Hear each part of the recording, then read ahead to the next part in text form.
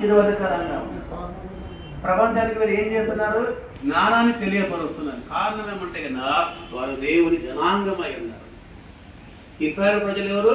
దేవుని యొక్క బిడ్డలై ఉన్నారు. వాళ్ళు అబ్రహాము యొక్క సంతానము. అబ్రహాము చూపించిన విశ్వాసాన్ని బట్టి దేవుడు వారిని ఏం చేస్తున్నాడు? ఒక మాట చూసుకుందాం మనం. ఆదికాండంలో 22వ అధ్యాయంలో చూద్దాం.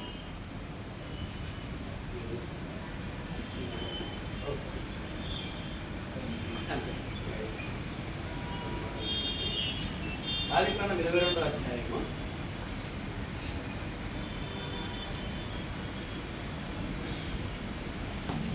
22 పద్యం. మరియు నీవు నా మాట విననందున 22వ అధ్యాయం 18వ వచనం, పేజీ నంబర్ 16లో.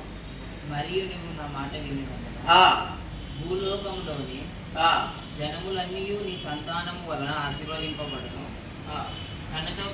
నాతో కూడా ప్రమాణం చేసి ఉన్నని యెహోవా సెలవిచ్చింది. ఇక్కడ అబ్రహాము చూపిన విధేయతను బట్టి ఇక్కడ దేవుడు ఏం వాగ్దానం ఇస్తున్న అబ్రహాము కంటే, మరియు నీవు నా మాట విన్నందున. ఎవరి మాట విన్నందుకు? దేవుని మాట అబ్రహాము విన్నందుకు ఆయనకి ఇచ్చిన ఆశ